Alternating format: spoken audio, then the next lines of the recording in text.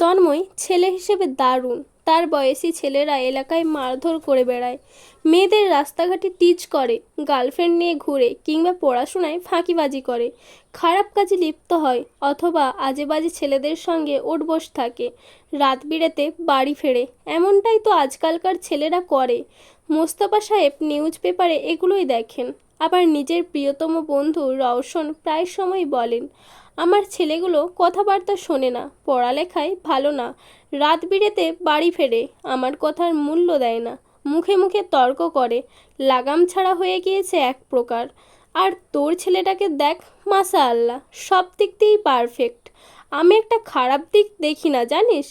আজকাল এত ভদ্র হয় ছেলে মানুষ, পাবলিকে চান্স পেল, ফার্স্ট ক্লাস রেজাল্ট, কি ঠান্ডা মাথার ছেলে, দেখলেই আদুরে লাগে। এত শান্তি লাগে আমার। সেদিন তন্ময়ের সাথে দেখা হলো নীলক্ষেত, বই কিনছে। গেলাম সামনে, সালাম দিয়ে প্রশ্ন করলো কই যাচ্ছি। আমি বললাম বই নিতে এসছি কিছু, উপন্যাসের বই, ফ্রি টাইমে পড়বো। ও সুন্দর আমাকে ফার্স্ট ক্লাস ইংরেজি বাংলা অনুবাদিত উপন্যাসগুলো এক এক দোকানে নিয়ে কিনে দিল। বইয়ের টাকাগুলো ওই দিল। আমি মজা করে বললাম, যেদিন টাকা ইনকাম করবে সেদিন আঙ্কেলকে কিনে দিও। আজ আমি দেই? সে জবাবে বলল, এগুলো আমার টাকা। আমি অবাক হয়ে জিজ্ঞাসা করলাম, তোমার টাকা কিভাবে? তুমি তো ইনকাম করছো না। তোর ছেলেটা বলল, টিউশনির টাকা, আমার ভাই বোনদের আমি পড়াচ্ছি, বাবা চাচ্চুরা আমাকে দারুণভাবে বেতন দেন। এই বিষয়টা আমার অনেক ভালো লাগলো। এত সুন্দরভাবে ওকে কিভাবে বড় করলি বলতো, টিপস দে। মোস্তফা সাহেবের বুকটা ফুলে ওঠে তখন, গর্বে দাউ দাউ করে জ্বলে রক্তের বিন্দু। ভীষণভাবে গর্ববোধ করেন ছেলেকে নিয়ে। তন্ময়কে কিছু শেখাতে হয়নি।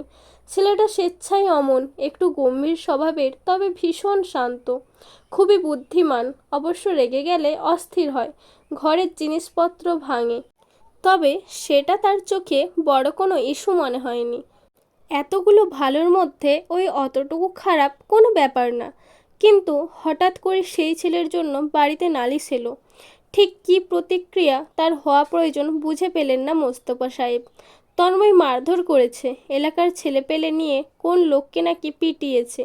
ভিকটিমের পরিবার হতে কোনো প্রকার বিচার এখনও আসেনি, বিধায় তিনি লিভিং রুমে বসে। তার শান্ত ছেলেটা এত বড় ধরনের কাণ্ড তো আর এভাবেই ঘটায়নি। নিশ্চয়ই কোনো কারণ রয়েছে। সেই কারণ জানার জন্যই তিনি বসে। অফিসে যাননি, ছেলে আসবে, কথা বলবেন, তারপর অন্য কিছু। তন্ময় এলো দুপুরে, মুখশ্রী থমথমে, টি শার্ট নোংরা, জুতোয় ধুলোবালি, চুল উস্কো খুস্কো, ক্লান্তি মুখমণ্ডল জুড়ে। লিভিং রুমে সকলেই উপস্থিত ছিল। তন্ময়কে দেখতেই জাবেদা বেগম ছুটে গেলেন, ছটফট নয়নে ছেলেকে পর্যবেক্ষণ করেছেন। মোস্তফা সাহেব গুরুগম্ভীর স্বরে বললেন, আসতে দাও ওকে, কথা আছে। জাবেদা বেগম না চাইতেও সরে দাঁড়ান। তন্ময় এগিয়ে যায় বাবার দিকে। তার চাচারাও পাশাপাশি বসে। মোস্তফা সাহেবের প্রশ্ন করতে হলো না, তন্ময় নিজেই সম্পূর্ণ বিষয় খুলে বলে। লোকটার নাম রাজু, এখানকার নয়, হুট করেই তাদের এলাকায় আগমন, অল্প বয়সী মেয়েদের নজরে রাখছে, লোভ দেখিয়ে নিয়ে গিয়ে পাচার করার ধান্দায়। ইতোমধ্যে 2-3টে বাচ্চা মেয়েকে কিডন্যাপ করেছে, তথ্যসূত্র পেয়েছে তন্ময়। সব শুনে হাঁপ ছাড়লেন মোস্তফা সাহেব। জানালেন নিজে যাবেন পুলিশ স্টেশনে। এই বিষয় নিয়ে খোলামেলা আলোচনা হওয়া অত্যন্ত গুরুত্বপূর্ণ। তাদের মেয়ের যদি কিছু হয়ে যেত, আর তার ছেলেটা। মোস্তফা সাহেব নরম গলায় বললেন, যাও, ফ্রেশ হয়ে রেস্ট নাও, এরপর থেকে কিছু হলে আমাকে জানাবে, কেমন? আমি তো আছি সাহায্যের জন্য। তোমার যদি কিছু হতো। তন্ময় মাথা দোলায়, ওপরে যেতে নিচ্ছিল, কিছু একটা ভেবে ফিরে এলো, দাঁড়ালো আনোয়ার সাহেবের সামনে, অসম্ভব গম্ভীর গলায় বলল, চাচ্চু, সুমনা মেয়েটা ভালো না, ওর সঙ্গে মিশতে দেওয়া ঠিক হচ্ছে না। আনোয়ার সাহেবের মুখশ্রী থমথমে। তন্ময়ের মাথায় হাত রাখলেন, চুল বুলিয়ে বললেন, তুমি যা বলবে তাই। আমি কথা বলে নেব তোমার চাচির সঙ্গে। গোসল সেরে তন্ময় বিছানায় টান টান হয়ে শুয়ে পড়ল, চোখ জোড়া বুজে নিল চট করে। ক্রোধে মাথাটা এখনো ব্যথিত। দরজা হতে ঠক ঠক শব্দ ভেসে আসছে। তন্ময় আওয়াজ দিল, কে? কি প্রয়োজন? অরুর মেয়েলি গলার স্বর শোনা গেল, আমি। কফি পাঠালো বড় মা। তন্ময় বিছানা ছাড়ল, একটা টি শার্ট গায়ে জড়িয়ে নিল, দরজা খুলতেই অরু ভেতরে ঢুকলো হুড়মুড়িয়ে, কফির মগটা বাড়িয়ে ধরল। তন্ময় গাধাটিকে ভালোভাবে দেখে কফির মগ নিল, চুমুক বসিয়ে চেয়ারে বসলো। পিছু পিছু অরুও বসলো, গাল ভরে হেসে বলল, তন্ময় ভাই, আপনি যখন শয়তান লোকটাকে মারছিলেন না, অনেক হ্যান্ডসাম লাগছিল আপনাকে, একদম হিরো। তন্ময় কেসে ওঠে, বড় বড় চোখে তাকায়।